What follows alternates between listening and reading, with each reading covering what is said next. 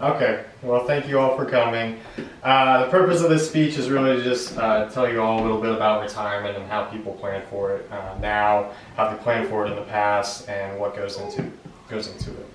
So the most important thing for retirement is forethought and planning. Back a while ago, most people plan through retirement with fixed income streams, such as pensions from their company, Social Security.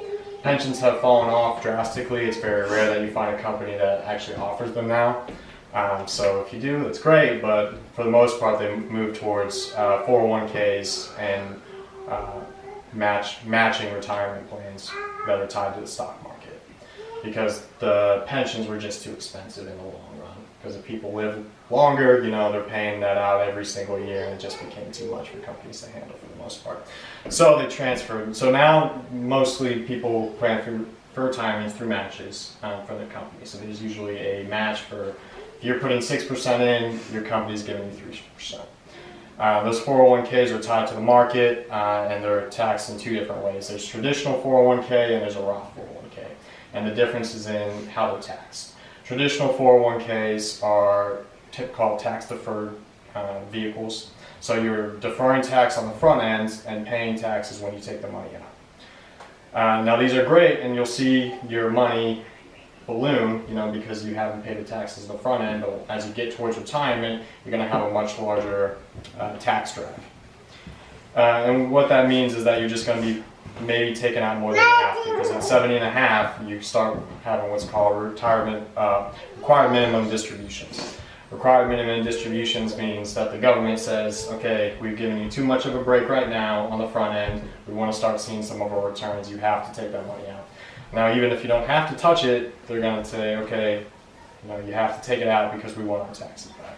A Roth 401k, though, means you pay your taxes now instead of down the line. So you're taking whatever your tax bracket is now, paying the taxes off the top end, and then it grows tax-free into retirement. Now both of these have a minimum age of 59 and a half that you're allowed to pull from them. If you pull from it any earlier, you're going to take a 10%, what's it called? Penalty. 10% penalty from the IRS saying, slap on the hand, slap on the wrist, you can't touch this beforehand because these dollars were earmarked for retirement. It's really, the biggest thing with both of these plans is the time that you've had to invest in them. They continue to compound on themselves, so if you thought about it and you started planning early, you're going to be a lot better off than if you started planning late.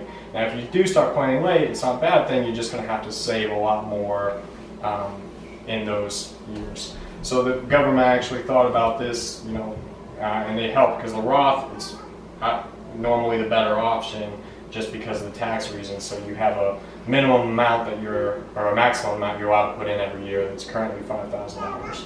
But when you get to 50, because they're giving you some catch up, you're allowed to put $6,000 in instead, just to help, if you hadn't started planning for retirement. Now the other ways, in order to create a fixed income stream, you can take those 401ks or those Roth 401ks and at retirement turn them into what's called a fixed annuity or a variable annuity to give you that fixed monthly amount that you actually need, so that you can see it stretch out over your lifetime. Because with both of these options, you do have you can run out of money. So just to wrap it up, we talked about Roth 401ks, pensions, fixed and variable annuities, and how to plan for retirement. So thank you.